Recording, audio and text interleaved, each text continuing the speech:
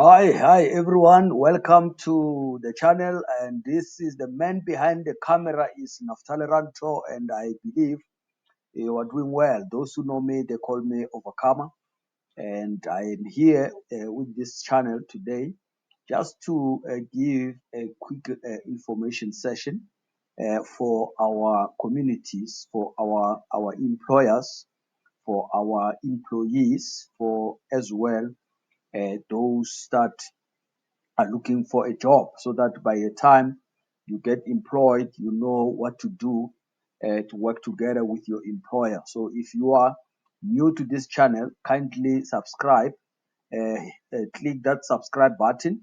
We will appreciate your subscription in order for us to be able to reach more people.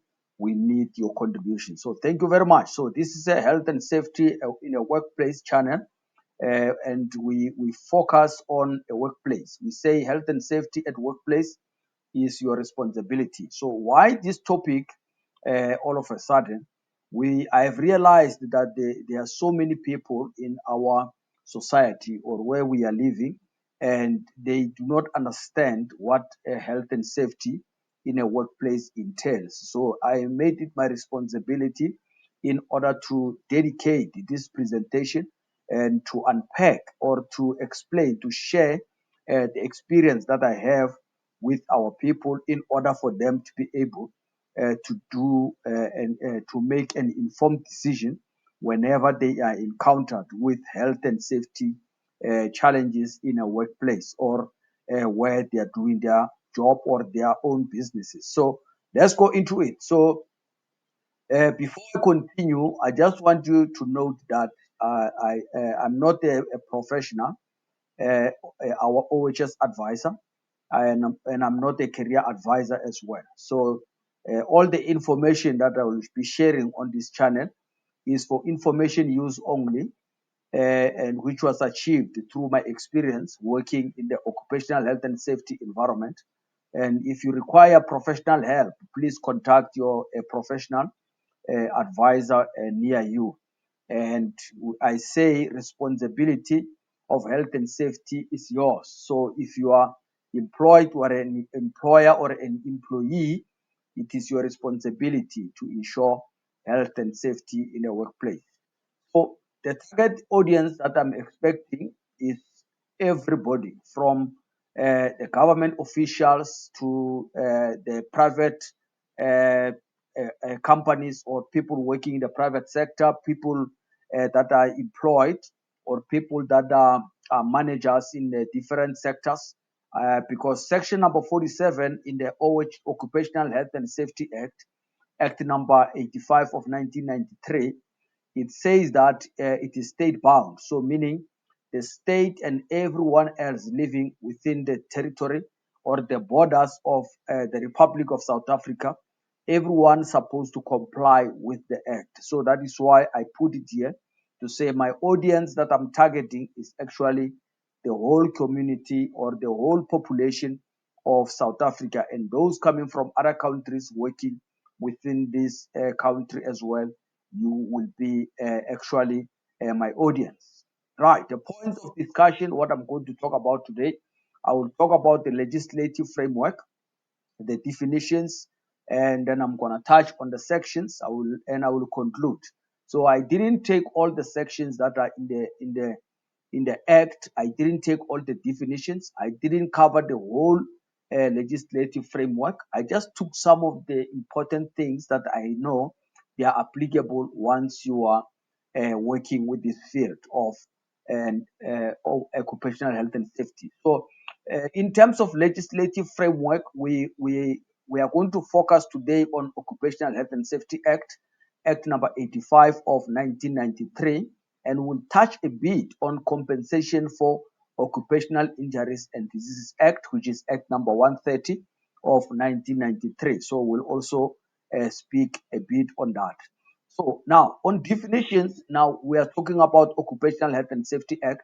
When you open the book of the act, there is inside the definitions. So I took the most important definitions that will be applicable to our session today, or that is applicable to almost every employee or at different sectors of government or different sectors of public or I mean of the private sector.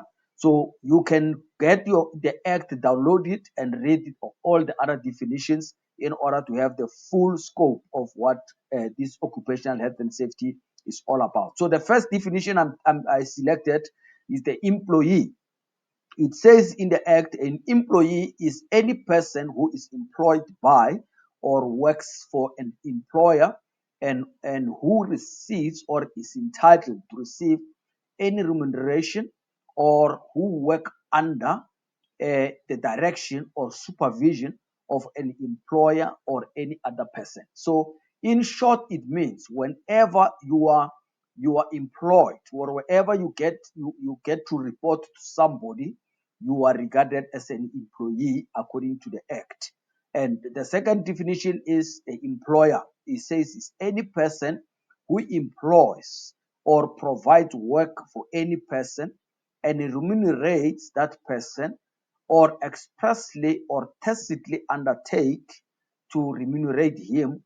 That excludes a labor broker as defined in section 1 subsection 1 of the Labor Relations Act, Act number 28 of 1956. So that is in a nutshell what an employer is. So if I can bring it into layman's term, so before I came into the occupational health and safety environment, I used to, whenever I want to fix my yard, I will go on the street and pick up some guys that were sitting there to come and help me to clean my yard and to make it clean. However, I didn't know that by doing that, I was taking the title of being an employer, and they were by default becoming my employees. But when I came to this environment, then I stopped doing that practice because I realized that I am playing with something that it is not supposed to be played with. Then I started doing my own gardening. I started to clean my own yard. So maybe you are still doing it. You do it after this presentation at your own risk, because now you know. What you don't know might not kill you, but what you know will definitely kill you. So now, the next definition I took out is health and safety committee, which is as established by Section 19, and every health and safety representative is a member of this committee. So we're going to touch on Section 19 when we go further, but that is the section that is talking about health and safety committee when you look in the Act. And the next definition, health and safety representative, is a person designated in terms of Section 17, subsection 1. So when you read in the Act, section number 17 is talking about health and safety representative. And the next definition, healthy, and it says free from illness or injury attributable to occupational causes. That is healthy, meaning you are wherever you are working, it is healthy. There is nothing that can injure you. There is no risk of you getting sick because of what the working environment where you are. The next definition is incident, as contemplated in section number 24, subsection 1, or occurrence of an undesirable event which could cause injury, illness, or disease to people or a damage to property.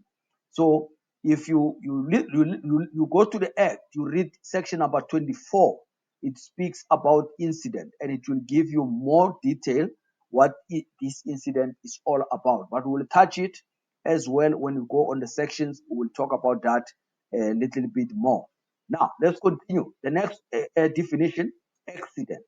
Accident is an unplanned, uncontrolled event that results in damage to or injury to persons, or damage to plant, damage to equipment, and or the environment.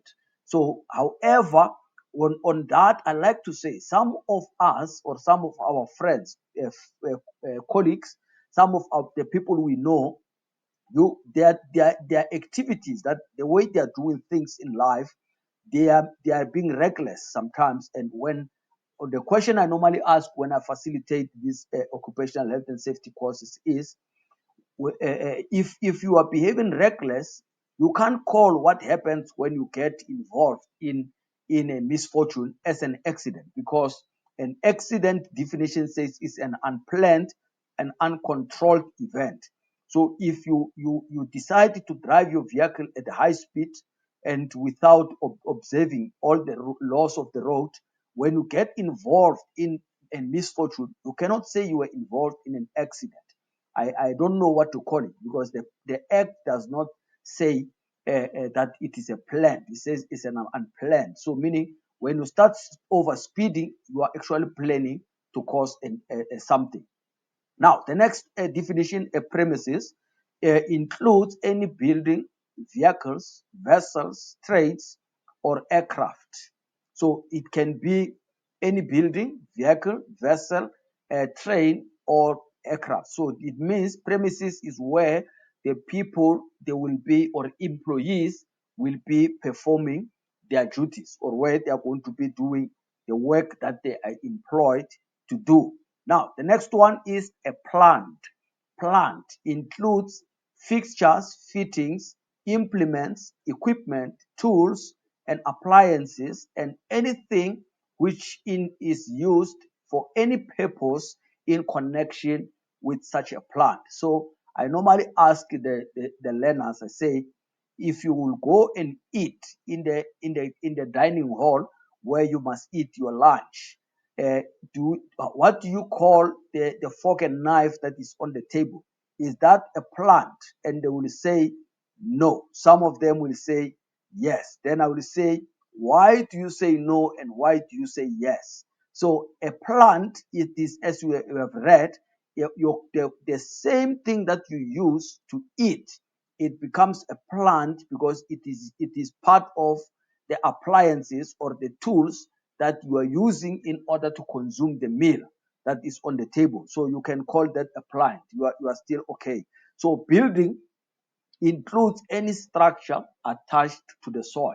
So any structure attached to the soil is called a building. So if you have a tent that is attached or is erected in a certain place and your employees are working there, that is classified as a building according to the act. And risk is the probability that an injury or damage will occur. So that is how, when you see the word risk in the act, or when you are dealing with occupational health and safety, you must know that it is a probability that the injury or a damage will occur. Now, the next one, hazard. Hazard is a source of or exposure to danger. Normally in our community, when we say hazard, we think about the taxi drivers, we think about the cars standing next to the road. You say you switch on the hazards. No, this is not that one. Here we speak about a source of or exposure to danger. And the next definition is safe. Safe means free from any hazard, free from any hazard. And the next one is danger. Danger is anything which may cause injury or damage. And the next one is work. As an employee or as a self-employed person, and for such a purpose, an employee is deemed to be at work during the time that he is in the course of his employment, and a self-employed person is deemed to be at work during such time as he devotes to work as a self-employed person. So that what does this mean? It means that if you go to, in the morning, you wake up, you leave your house, and you go to you say you are going to work. By the time you arrive in your office or report where you're supposed to do your work, you enter, you clock in, then you are regarded to be at work. And by the time you leave your place, then you are regarded to be not at work. So that is, the act covers you once you report where you are working. And then remember, we spoke about the premise. We said it can be a building, it can be an aircraft. So if your work is in a building, once you enter your building, you are regarded to be at work. Once you enter your aircraft, you are regarded to be at work, if that is your premise where you are doing your work. Next definition is workplace. Workplace is any premise or a place where a person performs work in the course of his employment.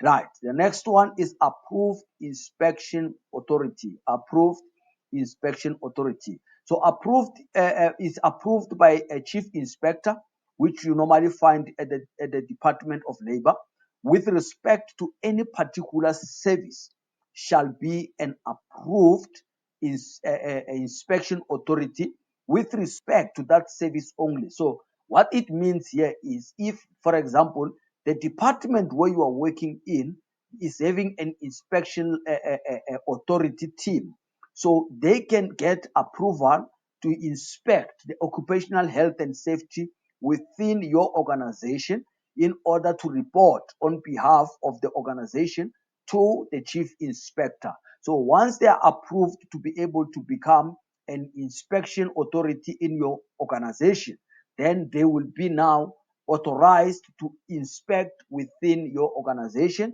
and be able to represent actually the chief inspector or report for on behalf of the employer to the chief inspector at the Department of Labor. But it is very important to note that this approved inspection authority will only be responsible or be authorized for that respective organization that was approved for, not to stop anywhere else and start doing the inspection. Now, chief inspector is officer designated under section number 27 and includes any officer acting as a chief inspector. So meaning, if someone in your region is appointed as a chief inspector, when he's not there, the acting is also working, having the same authority and the same mandate. Now, with that, we concluded the first part of the presentation. I can say the second part being the definitions. Now we are starting with the third part being the sections that we are going to cover. Now, on the sections, we will try to spend a little bit of more, give more examples in order to make it relevant or to make you to have more information in order to be making an informed decision whenever you have to. So the first section we took is section number 8, which it is reading as follows: general duties of employers to their employees. So as an employer in your workplace, you have duties that you have. You must discharge those duties to your employees when they are at work. So subsection 1 of section 8 says every employer shall provide and maintain. Shall provide. Shall means is not optional. Shall, must. We are used to use must, but in the act is used shall. Shall provide and maintain, as far as is reasonably practicable, a working environment that is safe and without risk to the health of his employees. So that is subsection 1. So meaning, if you have people that must fry the chips in your place, they must work in next to a stove. You need to train them in order to make sure that they are ready to be or the stove that they are using, it is serviceable, not to cause them to burn with fire or be electrocuted because of that. So you just have to have all your safety aspects in line, or teach your people as well to make sure that they are doing their work safely. So now duties includes in particular the following of the employer to their employees: provision and maintenance of systems of work, plant and machinery that, as far as is reasonably practicable, are safe and without risk to the health. I already gave you an example on that. And then the second one, it says that taking such steps as may be reasonably practicable to eliminate or to mitigate. Eliminate means you are removing. You are removing totally. Mitigate means you manage what you have. Any hazard or potential hazard to the health or safety before resulting to a personal protective equipment or personal protective clothing. So before you can issue people with the gloves, before you can issue people with the earphones or the ear muffs, you make sure that whatever hazard that is there, you either eliminate or you mitigate you before you can go to a PPE or protective personal protective clothing. Try to remove the problem. Try to take it away. If the whatever you can, whatever is making the place to be hazardous, it can be removed. Let's say there's a cable there that it is actually not covered. It's open cable, live cable that is exposed. You can't say I'm going to give the people just the gloves or the boots for them to walk around. No, you need to close that part that is exposed, cover it completely so that people cannot touch it. So that is to eliminate. And to mitigate will be you are going to you can cordon off that area where it is so that people cannot have access to it. It is still there, but the people cannot be able to walk into that area and to be find themselves being injured. Right. So that is section number 8. I just took few points on that. You can go into the act and read the whole section 8. There are so many important things that you will find there that you need to put into practice in your workplace as an employer or as a manager or as an employee. You need to know what your employer is supposed to be doing in order to be able to provide the necessary advice. Now, the next section is section number 13, which says duty to inform. Duty to inform. That is section number 13. So, without derogating to any specific duty imposed on an employer by this act, every employer shall, remember, shall, I said it is not optional, shall means it must be done. So, number A on that section says, as far as reasonably practicable, cause every employee to be made conversant with the hazard to his health and safety attached to any work which he or she has to perform. Any articles or substances which has to be produced or process, use, handle, store or transport, and any plant or machinery which he or she is required to permit or permitted to use, as well as with the precautionary measures to be taken and observed with regard to those hazards. So meaning, when you give people before you appoint your people to do a certain task, to use a certain machinery, to do a certain job in your organization, you need to make them aware, bring them all the hazards that are existing in that job or in that position, make them aware that there is a hole here, there is something that can cut you here, there is a moving machinery here, so be careful of this, don't touch it, do this. Show them how they can work safe in that environment before you allow them to continue working there. So that is what section number 13. Go and read all of it. There are so many critical points that you need to implement as the employer if you are watching this as an employer. So now let's continue. Section number 14. Section number 14 is general duties of employees at work. General duties of employees at work. So we are done with the part of the employer. We are now getting onto the employee now on section number 14. Section number 14, it deals with what the employee supposed to do at work. So it says every employee shall at work, it means it's not optional, shall at work.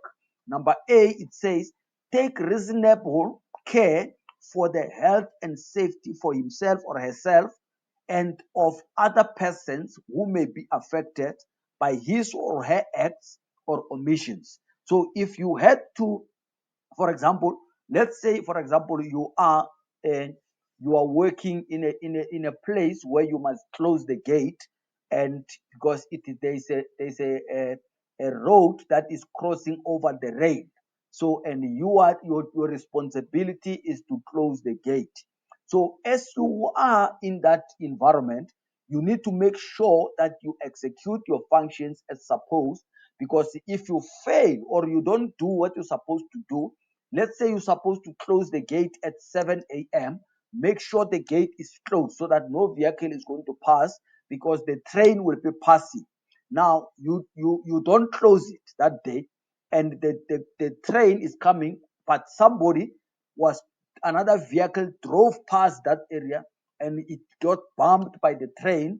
So then it means that you omitted to do what you were supposed to do safe in a working environment. So that is going to be an offense on your side as an employee, and because your actions will have killed that innocent person that did not know that he cannot drive through on that time. So now the second point, it says, shall also at work as regard to as regards any duty or requirement imposed on his employer by this act, cooperate with such employer or person to enable that duty or requirement to be performed or complied with. So whatever you read in this act and you know that the employer is required to comply with a certain thing, so it is your duty as well to make sure that you cooperate. You don't say the employer did not tell me about this one. You know that it is a requirement from the act, so you need to make sure that you also act with a clean faith, in good faith, to make sure that you do what you're supposed to do, what is expected from you by the employer in order to comply with the act. So that is section number 14. Thank you very much. And if you didn't subscribe yet, please click subscribe button. And if you are getting value out of this, please write on comments if what are you learning, and we will be able to get back to your comments and see and be able to ask to address or to acknowledge your comments. So if you have questions, feel free as well to type your questions on the comment, and we will try our level best to address all your questions. Okay, section number 15, it says duty not to interfere with or damage or misuse things. Duty not to interfere with, damage, or misuse things. It says, no person shall intentionally or recklessly interfere with or damage or misuse anything which provided in the interest of health or safety. So, for example, when you go to your workplace, you find that there will be those red fire hose that are on the wall that is made for fire and fire safety. However, you find other people, they use that red hose to wash their cars. That is, you are interfering. You are interfering with this item that is made for health and safety, or safety of employees, fire safety of the employees at work or the property, but you are misusing it to wash your vehicle, or you are using it, you're misusing it to clean the surface with it. That is not meant for that. So that is an offense if you are doing that. Now, section number 16, it says chief executive officer charged with certain duties.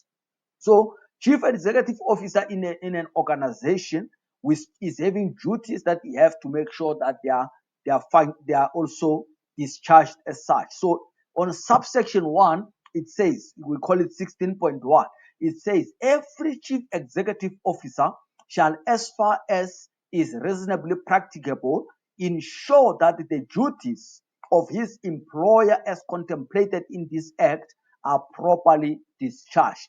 So it means if you are a CEO, you must make sure that you understand this act very well and be able to make sure that the duties of your employer as depicted in this act, they are discharged as such in your working environment, or where your employer is having running his own business. So now let's continue, and we are about to close it. So section number 17 is talking about health and safety representatives. Health and safety representative, when you go to read subsection 2, it says every employer who has more than 20 employees in his employment at the workplace shall within 4 months after the commencement of this act or after the commencing with business, or from such a time as the number of employees exceed 20, as the case may be, designate in writing for a specific period health and safety representative for such a workplace or for different sections thereof. So it means that wherever you have people working, 20 of them working together, there must be at least somebody within that group that is a health and safety representative who must ensure that these people, they are working safe wherever they are, and this person need to be qualified. This person is not only going to be doing work, this health and safety, it is still the same. He's still doing the very same thing like everybody else. So let's say you have employees in your shop that they are doing they are doing different tasks. Some are on they are cashiers, some are stock packers, some they are cleaners and all that. But you still need among them, sorry, apologies for that, you still need among those employees to have at least one health and safety rep who must be able to take care of health and safety within that specific environment. So if you have different floors in your organization, then you need to have at least one representative for that specific section on the top floor and another one on that bottom floor, so that you can be having these people as they are doing the work. This health and safety rep can still observe if everything is going in line with the safety that is required by the Act. So let's continue. Section number 18, functions of the health and safety representative. When you read subsection 1, it says a health and safety representative may perform the following functions in respect of the workplace or section of the workplace for which he has been designated. Namely, so meaning this person cannot go and work in other, let's say you have this guy on the top floor, he cannot go to the bottom floor and start doing his work as a health and safety rep. No, his designated area is the top floor, so he must stay on the upper floor, not go to the bottom. If he's at the bottom, he must work at the bottom because that is his designated area where he must work. So this is the functions that he must do. Only 3 of them are here. More are in the Act. The first one say review the effectiveness of the health and safety measures. So this person must be having the skill to review the effectiveness of the health and safety measures. And number 2, you must be able to identify a potential hazard and potential major incident at the workplace. So it means this person needs some skills, he needs some courses that he must do. And the third one, it says, in collaboration with his employer, examine the cause of incidents at the workplace. So it means this cannot be just a person that arrived yesterday, or who doesn't have a clue of what is happening in the work environment. Just because he's new, then you say, I'm going to make him to be health and safety rep. No. The Act even says, if you go and read on this more details on this section, it says that this health and safety rep, it must be someone who have the more knowledge than everyone else in that environment. So whoever knows more than everybody or is familiar with almost all the working environments there, he is the right one to become a health and safety representative. So let's go to section number 19. A health and safety committee. Health and safety committee. Remember on the introduction, we spoke about this when we touched the definitions of health and safety committee. So now we are there, we are talking about it. So it says that subsection 1, an employer shall, in respect of each workplace where 2 or more health and safety representative has been designated, meaning they are appointed, they are there, establish 1 or more health and safety committees, and at every meeting of such committees as contemplated in subsection number 4, consult with the committee with the view of initiating, developing, promoting, maintaining, and reviewing the measures to ensure health and safety of his employees at work. So means this is a joint effort. The employer, he appoint or he make his employees to appoint a health and safety rep, and he issue him with an instruction that he must be able to function as a health and safety rep. Once that is done, and you is having two floors, there's a rep on top, there's a rep at the bottom floor. Now, every now and then, there must be a committee that must get together where these two reps and maybe their managers also, they need to meet, to have a meeting where it is going to be now discussed on matters that can be initiated in order to improve health and safety, or the matters that must be developed in order to ensure these health and safety measures are in place, or to promote or to maintain or to review the current measures that are in place. So the committee must meet. The Act says the committee must meet at least once in 3 months.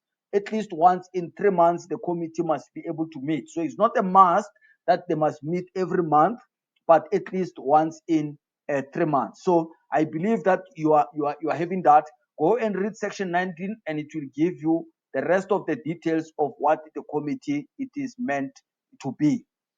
Now, let's continue. Section number 20, we speak about health and safety of, I say again, functions of health and safety committees.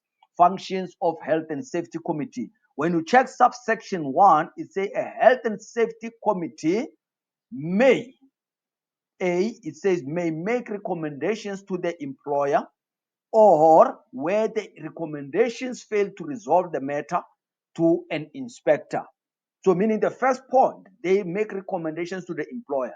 If the employer cannot implement what was recommended by the committee, and they need to report now to make a submission to the inspector regarding any matter which is affecting the health or safety of persons at work, or any such section thereof for which such committee has been established. So if this committee is established for this building on this address, and there is another committee in another address at the other side, so the committee must be for this place. It cannot discuss things on the other of the other building that it is not where they are designated or where they're supposed to be functioning. So each committee for its own representative working in the same environment, or different sections of the same environment or same workplace. So now, number B, it says, and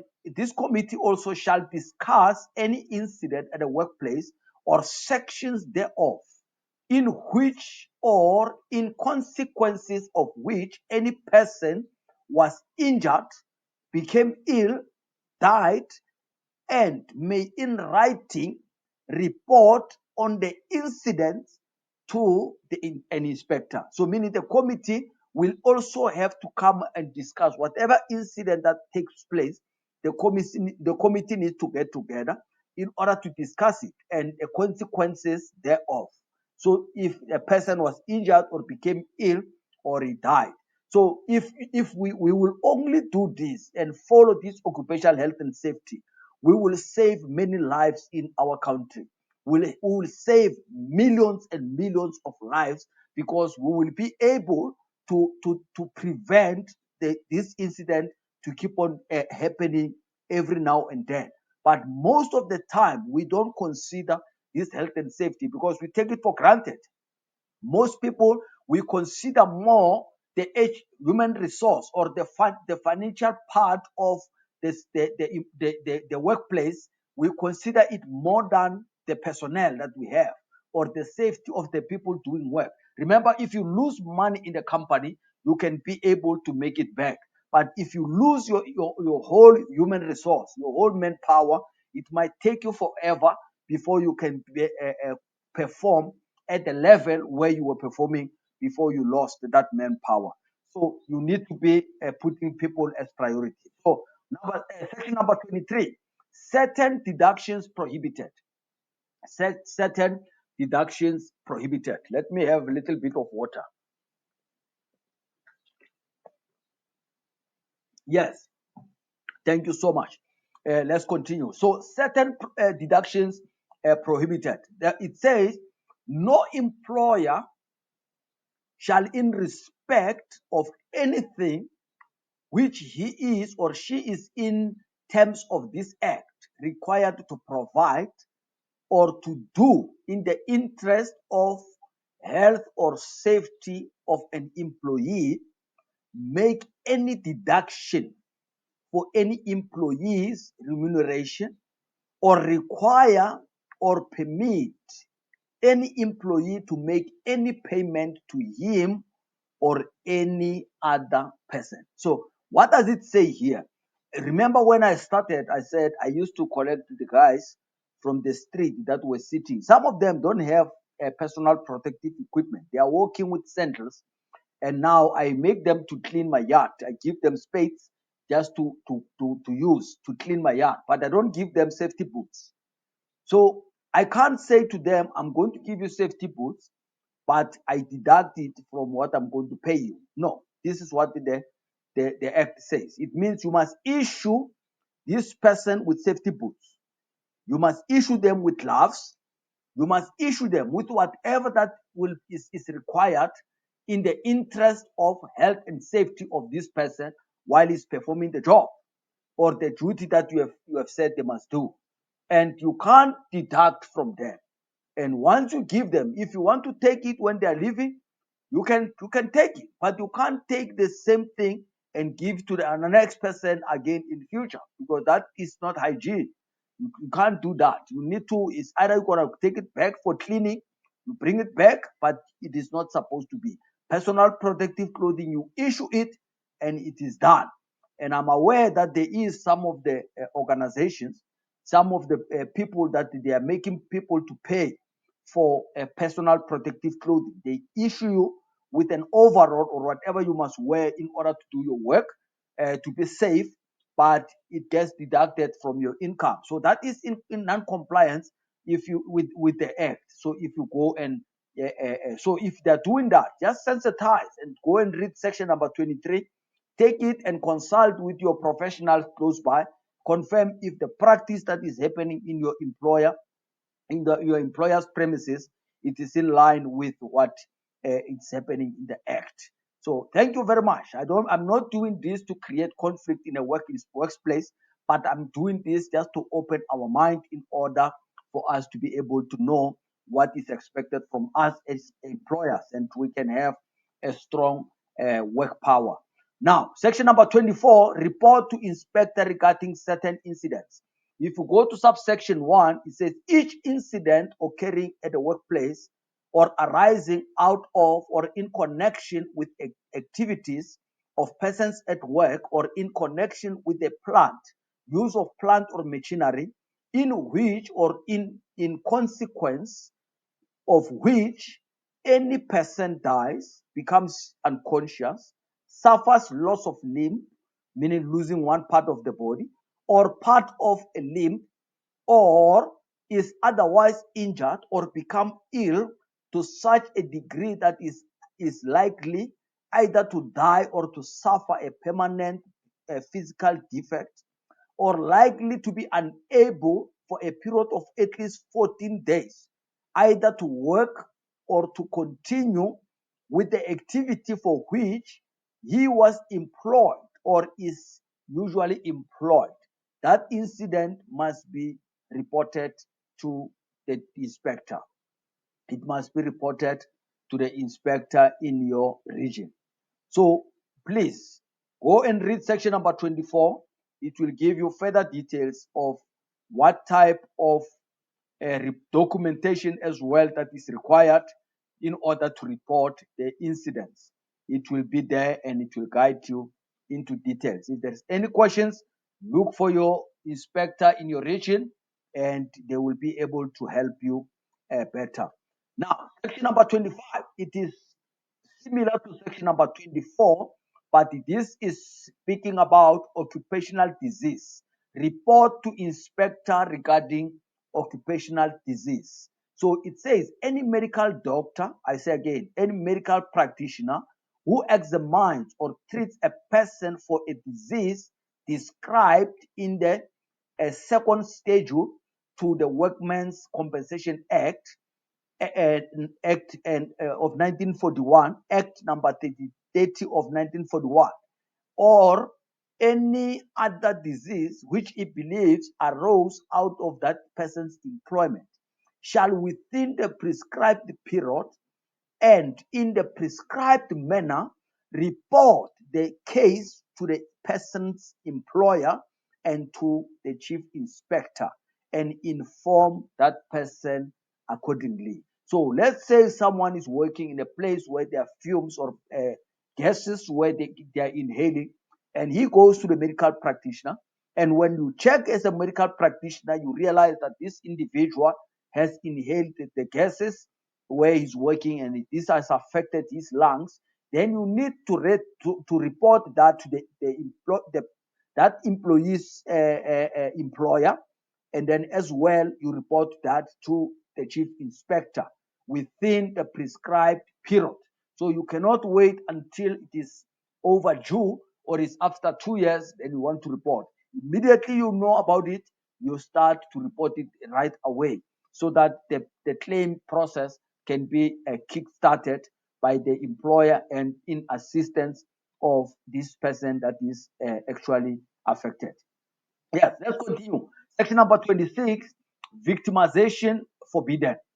Victimization forbidden. So if you go to subsection 2 of section 26, it says, no employer shall unfairly dismiss an employee or reduce the rate of his remuneration or alter the terms or condition of his employment to terms less favorable to him or alter his position relative to other employees employed by that employer to his disadvantage by reason of the information that the employer has obtained regarding section number 12, subsection 2 of the Act, or by a reason of a report made to the employer in terms of section number 25. So if you go and read section number 22, it speaks about the certain work that when it is done, the employees working in that work must go for what is called a medical surveillance. So now you take this employee on a medical surveillance. Let's say this guy, this gentleman or this lady is a fuel attendant and he always pour fuel in your workplace. Now he is now inhaled a lot of gases and his lungs are no more functional very well. So now you can't reduce his pay because he's no more functioning uh, at the same point where he was employed to do. You can't fire him. You can rotate him from that environment, put him at another environment where he's less exposed, but you can't reduce that employee's salary, or you can't fire him and say you can't work here anymore. So we need to go and read also this section to familiarize ourselves with what is expected from us as the employers towards our employees. So the section number 37, or omissions by employees or mandatories.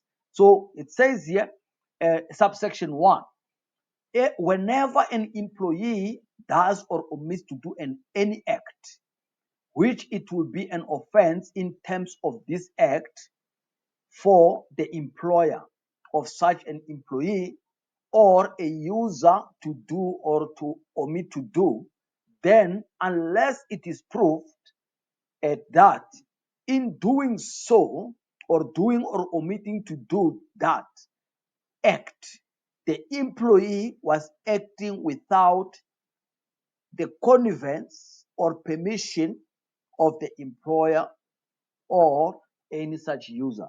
Right. This one I know, even when I present the courses, this a lot of learners will struggle with this.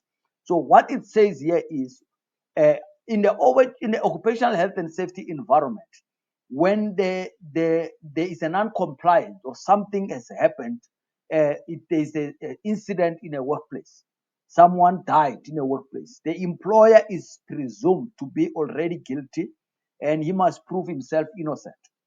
So now, As the employer already, you are guilty. You have to go and prove that the employee, whatever he was doing it out of his own. I didn't say he must do that. Or that was not in line with his employment. It was not in line with his scope of authority. He's not supposed to do that. So he did it without any authority. So he was not even supposed to be at work that day.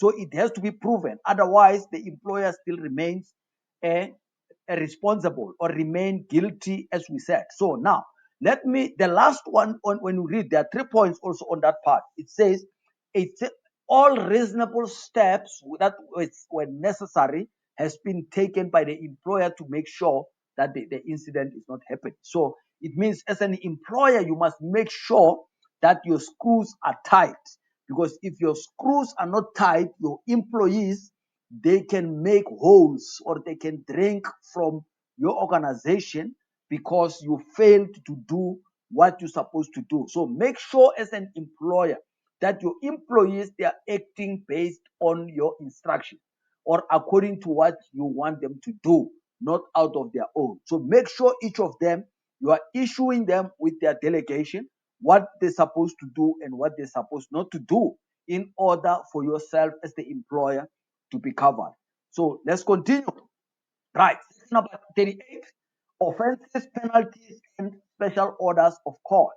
When you check subsection 1, it says any person who, then A of that, it says contravenes or fails to comply with the provision of sections of this act. Remember, this is now, we're talking about a person. Person meaning the employee or any other person within the workplace who contravenes now with this act shall be guilty of an offense, and on conviction be liable to a fine not exceeding 50,000 rand, or imprisonment for not for a period not exceeding 1 year, or both fine and imprisonment. So it means, as a person or an employee, you do something that is not supposed to have been done in a workplace where you cause someone to die, then you can be fined 50,000 maximum, or you can be in prison for a period not exceeding 1 year, or you can receive both a fine and the imprisonment. So that is a maximum sentence you can get. So number 2, on that subsection 2, it says any employer, this is addressing the employers now, any employer who does or omit to do an act thereby causing any person to be injured at workplace shall be guilty of an offense, on conviction be liable to a fine not exceeding 100,000, or to imprisonment for a period not exceeding 2 years, or both such fine and such imprisonment. So you see here, the fine and the sentence is double what you will get as an employee. It means that the employer must make sure that his control measures, or this instrument that he's using, everything that he's using, it is watertight. Otherwise, he's going to have a challenge. So go and read this whole section of section number 38. It will tell you in more details what is expected from you as the employer. So in conclusion, regulations within the act, there are so many regulations within the act. You can go and read there are approximately 21 regulations that will tell you, they will tell you 23 of them, or will tell you how different fields must be managed within the workplace in compliance with this act. So they will make your life easy. You can't just read the act alone, you read it together with different regulations. We have a construction regulation, we have health, we have general safety regulations, we have all those type of regulations. Go and check and read them through.